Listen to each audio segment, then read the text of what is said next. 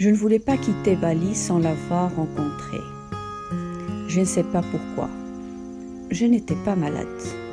J'ai même toujours été en excellente santé. Je m'étais renseignée sur ses honoraires car mon séjour touchant à sa fin. Mon portefeuille était quasiment vide. Je n'osais même plus consulter mon compte en banque à distance. Les gens qui le connaissaient m'avaient répondu « Tu donnes ce que tu veux ». Tu le lui glisses dans une petite boîte posée sur l'étagère. Bon, cela m'avait rassurée, même si j'angoissais un peu à l'idée de laisser un tout petit billet à quelqu'un qui avait, disons-on, soigné le Premier ministre du Japon. Ce fut difficile de trouver sa maison, perdue dans un petit village à quelques kilomètres d'Ubud, au centre de l'île. Je ne sais pas pourquoi dans ce pays, il n'y a pratiquement pas de panneaux indicateurs. Lire une carte, c'est possible quand on a des points de repère. Sinon, c'est aussi inutile qu'un téléphone portable dans une zone où l'on ne capte pas. Restez bien sûr la solution de facilité. Demandez à des passants. J'ai beau être un homme, cela ne m'a jamais posé de problème. Il me semble parfois que la plupart des hommes auraient l'impression de perdre leur virilité s'ils devaient s'abaisser à ça. Ils préfèrent se murer dans un silence signifiant. Je sais. Feignent de se repérer. Jusqu'à qu'ils soient complètement perdus et que leurs femmes leur disent « Je t'avais bien dit qu'on aurait dû demander ». L'ennui à Bali, c'est que les gens sont si gentils qu'ils disent toujours « oui ».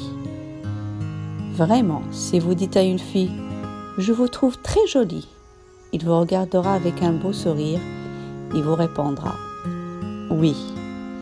Et quand vous demandez votre chemin, ils sont tellement désireux de vous aider qu'il leur est insupportable de vous avouer qu'ils ne sont pas capables. Alors, ils vous indiquent une direction sans doute au hasard. J'étais donc un peu énervée lorsque je me suis retrouvée devant l'entrée du jardin. Je ne sais pas pourquoi, mais j'avais imaginé une maison assez luxueuse, comme on en voit parfois à Bali, avec des bassins couverts de fleurs de lotus, sous l'ombre bienveillante des frangipaniers, exhibant de grosses fleurs blanches au parfum tellement environnant que c'est en est presque impudique. En fait, deux maisons, c'était une succession de campagnes, sorte de maisonnettes sans murs qui communiquent les unes avec les autres. À l'image du jardin, ils étaient d'une grande simplicité, assez dépouillés, sans faire pauvre pour autant. Une jeune femme vint à ma rencontre, enroulée dans son sarong, ses cheveux noirs relevés en chignon, le teint hâlé, un petit nez régulier et des yeux non bridés, traits qui m'ont toujours étonné chez cette population enfouie au cœur de l'Asie. « Bonjour, que voulez-vous » me demanda-t-elle, s'exprimant d'entrée de jeu dans un anglais approximatif. Mon 1,90 m et mes cheveux blancs laissent peu d'ambiguïté sur mes origines occidentales. Je viens voir monsieur Maître Sam Tiang. Il va venir, m'informa-t-elle avant de disparaître entre les arbustes et la succession de petites colonnes qui soutenaient les toits des campagnes. Je restais un peu bête, debout, en attendant que son Excellence daigne venir accueillir l'humble visiteur que j'étais. Au bout de 5 minutes qui me parurent suffisamment longues pour m'amener à m'interroger sur la pertinence de ma présence ici, je vis s'avancer un homme de moins 70 ans, peut-être même 80. La première chose qui me vint à l'esprit fut que je lui aurais sans doute donné 50 roupies si je l'avais vu faire la manche dans la rue. J'ai tendance à ne donner qu'aux vieux. Je me dis que s'ils m'ont dit à leur âge, c'est vraiment qu'ils n'ont pas le choix. L'homme qui marchait lentement dans ma direction n'était pas ennuyant. Certes, mais ses vêtements étaient d'une sobriété désarmante, minimaliste et sans âge. J'ai honte d'avouer que mon premier réflexe fut de penser qu'il y avait erreur sur la personne. Il ne pouvait s'agir du guérisseur dont la réputation s'étendait outre-mer. Ou alors son don allait de pair avec son manque de discernement. Il acceptait que le Premier ministre du Japon le paye en cacahuètes. Il aurait pu aussi être un génie de marketing, ciblant une clientèle d'occidentaux crédules, avide de clichés, comme celui du guérisseur vivant en ascète, dans le parfait détachement à l'égard des choses matérielles, mais acceptant en fin de séance une rétribution généreuse. Il me salua et m'accueillit simplement, s'exprimant avec beaucoup de douceur dans un très bon anglais. La luminosité de son regard contrastait avec les rides de sa peau tannée. Son oreille droite présentait une malformation, comme si le lobe avait été en partie sectionné. Il m'invita à le suivre dans le premier campement, à toit soutenu par 4 petites colonnes, adossé à un vieux mur, une étagère, la fameuse le long du mur, un coffre en bois de coffrier et sur le sol une natte.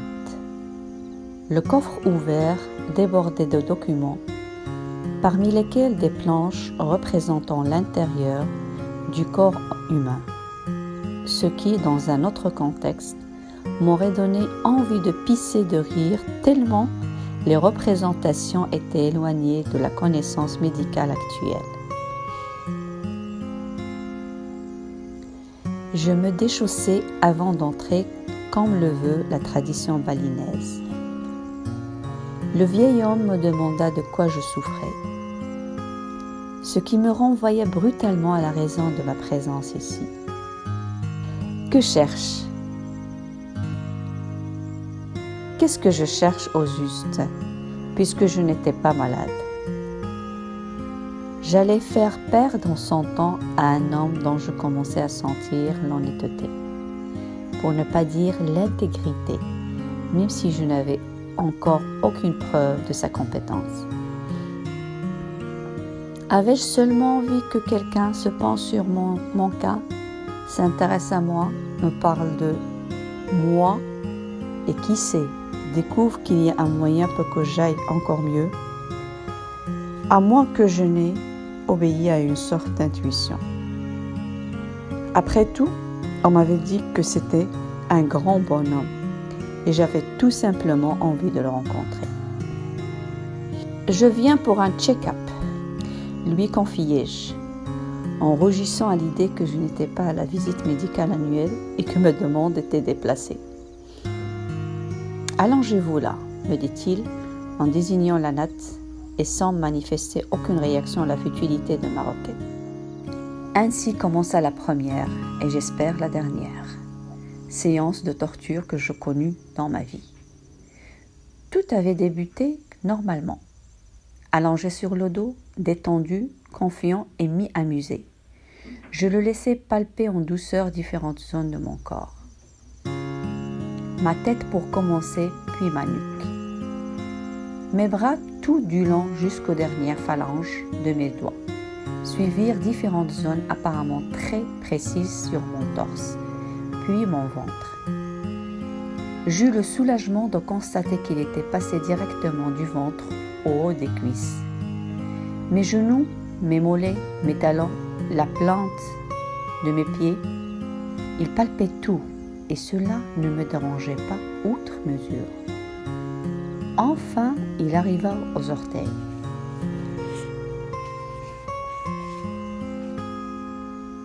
Je ne savais pas qu'il était possible de faire à ce point souffrir un homme rien qu'en tenant ce petit orteil gauche entre le pouce et l'index. Je hurlais et me tordais dans tous les sens sur ma natte.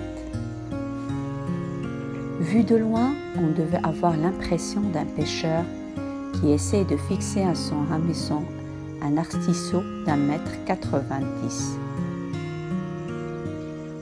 Je reconnais que je suis de nature plutôt douette, mais ce que j'éprouvais dépassait en intensité tout ce que j'avais ressenti jusque-là. Vous avez mal, me dit-il. Sans blague, j'étouffai un oui entre deux gémissements. Je n'avais même plus la force de crier. Lui n'avait pas l'air affecté par ma souffrance. Il conservait une sorte de neutralité bienveillante. Son visage exprimait même une sorte de bonté qui contrastait avec le traitement qu'il m'infligeait.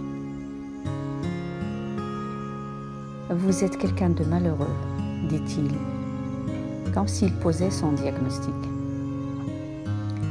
À cet instant précis, oui, très, je ne savais plus si je devais pleurer ou rire de cette situation dans laquelle je m'étais mis. Je crois que je faisais les deux à la fois. Je n'ai jamais eu mon pareil pour dénicher des plans comme ça.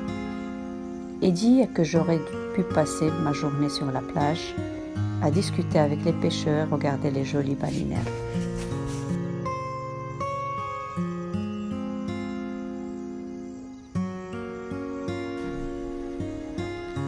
Votre douleur en ce point précis est le symptôme d'un mal-être plus général. Si j'exerce la même pression au même endroit chez quelqu'un d'autre, il ne devrait pas avoir mal, affirma-t-il. Sur ce, il relâcha enfin mon pied, et je me sentis d'un seul coup le plus heureux des hommes. Quelle est votre profession ? Je suis enseignant. Il me considéra un instant, puis s'éloigna, l'air songeur, comme préoccupé.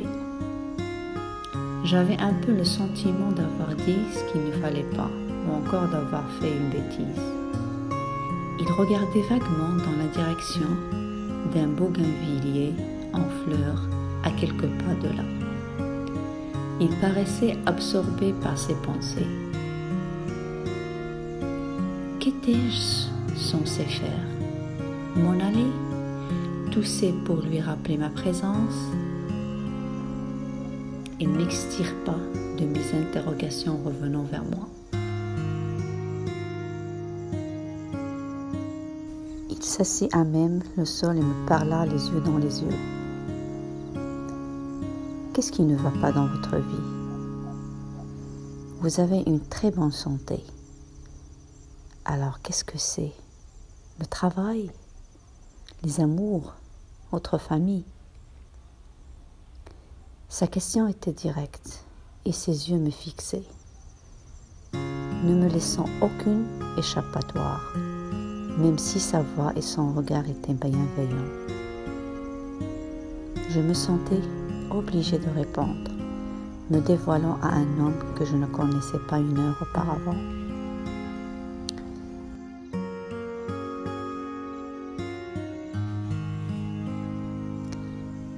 Je ne sais pas. Oui, je pourrais être plus heureux. C'est comme tout le monde. Je ne vous demande pas de répondre pour les autres, mais pour vous, me répliqua-t-il calmement. Il commence à m'agacer, celui-là. Je fais ce que je veux et ça ne le regarde pas, pensai-je, ressentant un début de colère. Disant que je serais plus heureux si j'étais en couple.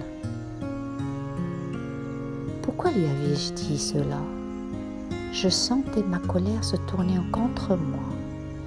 Je suis vraiment incapable de me poser à la demande de quelqu'un. C'est lamentable. Dans ce cas, pourquoi ne l'êtes-vous pas ?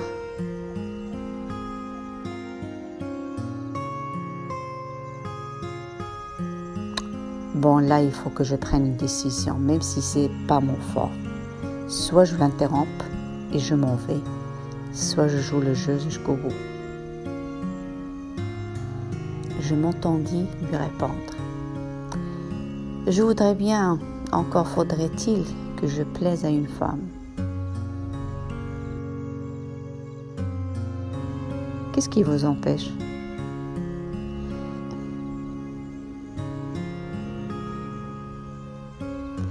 Eh bien, je suis trop maigre, lâchai-je, rouge de honte et de colère mêlée.